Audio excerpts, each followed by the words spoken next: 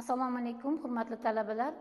Bugungi darsimiz tarix yo'nalishi talabalariga tarix o'qitish metodikasi fanidan navbatdagi darsimizni boshlaymiz.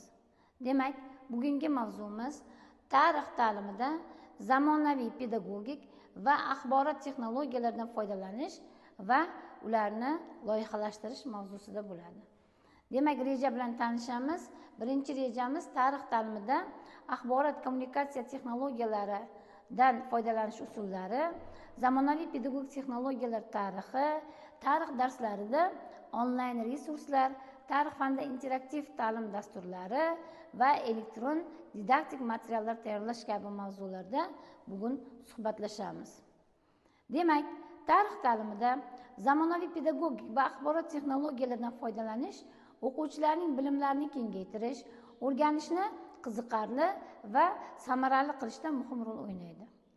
Zamonaviy texnologiyalar o'quvchilarga tarixni yanada interaktiv va jonli tarzda o'rganishga yordam beradi.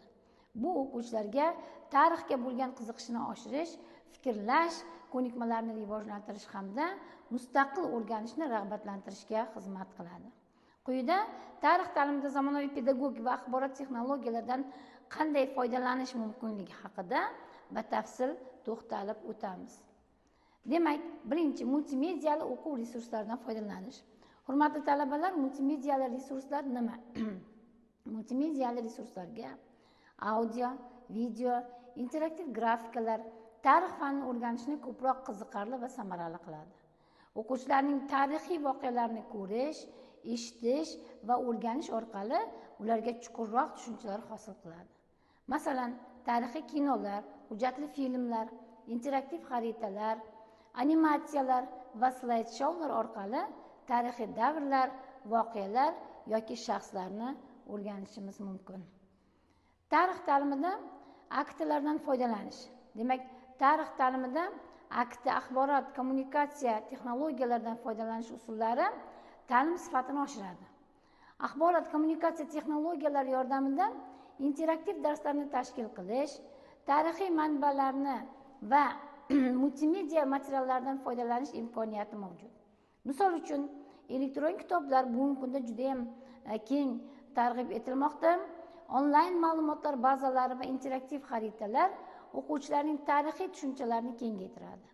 O'quvchilarning tarixiy voqealar va jarayonlarni vizual tarzda yetkazish uchun videolar, 3D modellar va o'sha simulyatsiyalardan foydalanish mumkin. Akta modellari orqali o'quvchilarning o'sha bilimlarini baholash va ularga individual yo'naltish imkoniyatiga ega bo'ladi. Bu usullar o'quvchilarning tarix faniga bo'lgan qiziqishlarini oshiradi va ularning bilimlarini mustahkamlashda yordam beradi. Zamonaviy pedagogik texnologiyalar tarixi dastlab qachon paydo bo'lgan? Demak, zamonaviy pedagogik texnologiyalar tarixi 20-asrning o'rtalaridan boshlangan. 1950-yillarda dastlabki audio vizual vositalar o'sha maktablarda qo'llanila boshladi. 1960-yillarda kompyuterlar ta'limda eksperimental ravishda tatbiq etildi.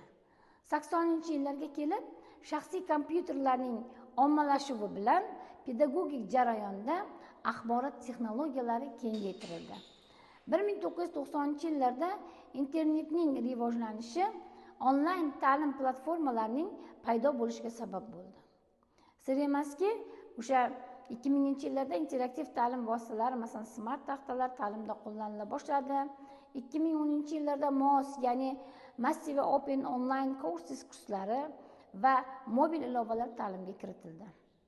2020-yillarda barchamizga ma'lumki, pandemiya butun dunyoni qamrab olgan bir paytda mana shu pandemiya sababli masofaviy ta'lim texnologiyalari jadal rivojlandi va keng tarqaldi. Zamonaviy pedagogik texnologiyalar ta'lim jarayonini yanada samarali va interaktiv qilishda maqsad qilib qo'ydi. Tarix darslarida onlayn resurslar mavzusi bo'yicha ko'plab onlayn manbalar mavjud. Masalan, Khan Academy va Coursera kabi platformalar onlayn tarix kurslarini taklif qiladi. Khan Academy 40 dan ortiq mavzularni qamrab oladi. Jumladan, qadimgi sivilizatsiyalardan zamonaviy tarixgacha Coursera esa dunyoning yetakchi universitetlari tarix kurslarini taklif etadi. Udemy 500 dan ortiq tarix kurslarini taqdim etadi va bularga Amerika tarixi, Yevropa tarixi va boshqalar kiradi. Google kitoblar orqali millionlab bepul tarix kitoblariga kirishingiz mumkin. Bu hozirgi kunda talabalarimizning, izlanuvchilarimizning, ilm oluvchilarning ham vaqtini, ham o'sha masofasi borib kelish xarajatlarini qoplab, xonada o'tirib o'sha Google kitoblar orqali o'zlariga kerakli bo'lgan kitoblarni izlab topib, ichidan kerakli ma'lumotlarni olishning imkoniyatini yaratdi. National Geographic va BBC kabi saytlar muntazam tarixiy maqolalar, hujjatli filmlar va interaktiv xaritalarni taqdim etadi. Bu resurslar o'quvchilarga tarixni yanada chuqurroq o'rganishga va turli xil manbalar orqali bilimlarini boyitishga yordam beradi. Tarix fanida interaktiv ta'lim dasturlari. Tarix fanida interaktiv ta'lim dasturlari zamonaviy texnologiyalar va internet imkoniyatlaridan faol foydalanib, o'qish jarayonini qiziqarli va samarali qiladi. 2022-yilda O'zbekistonda ta'lim sohasida raqamli texnologiyalardan keng foydalanish dastur doirasida 100 dan ortiq interaktiv elektron resurslar ishlab chiqildi. Ushbu dasturlar o'quvchilarni tarixiy ma'lumotlar bilan tanishishda, multimedial materiallar, virtual sayohatlar va onlayn testlar yordamida foydalaniladi. Shu bilan birgalikda interaktiv ta'lim platformalari, masalan, edX va Coursera 2000 dan ortiq tarixiy kurslarni taklif etadi. Bu esa o'sha o'quvchilarning mustaqil ravishda bilim olishiga va o'sha O'zbekistondagi bu narsa qo'llanilishi hozir 20 dan ortiq institutlarda qo'llanib borilmoqda. Elektron didaktik materiallar tayyorlanishi mavzusi bo'yicha ta'lim jarayonida zamonaviy texnologiyalardan keng foydalanish ahamiyatga ega. Elektron didaktik materiallar EDMlar yaratish orqali o'quvchilar uchun ta'lim samaradorligini oshirish mumkin. Bu turdagi materiallar sifatli ta'lim resurslarini taqdim etish va o'rganish jarayonini interaktiv qilishda yordam beradi. O'sha elektron didaktik materiallar tarkibida videolar, audio fayllar, interaktiv o'yinlar va testlar kabi elementlar kiradi. Ulardan foydalanish orqali 30% gacha vaqt tejalishi, 20% gacha o'quvchining materialni o'zlashtirish darajasi ortishi mumkin. 2022-yilda o'tkazilgan tadqiqotlarga ko'ra, o'sha elektron didaktik materiallardan foydalanish o'qituvchilar orasida 15% gacha o'sish kuzatilgan. Jumladan o'quvchilarning darslarga qiziqishi esa 40% gacha ortishi ularning ko'nikmalarining rivojlantirishda juda katta yordam bergan. Tarixni o'qitishda innovatsion pedagogik texnologiyalarning ahamiyati bo'lajak tarix o'qituvchilarining kasbiy tayyorgarligini rivojlantirish, pedagogik tafakkurni kengaytirish, ularda fanni o'qitishda zamonaviy pedagogik texnologiyalarni qo'llash uchun zarur bo'lgan metodik bilim ko'nikmalarini shakllantirishdan iborat.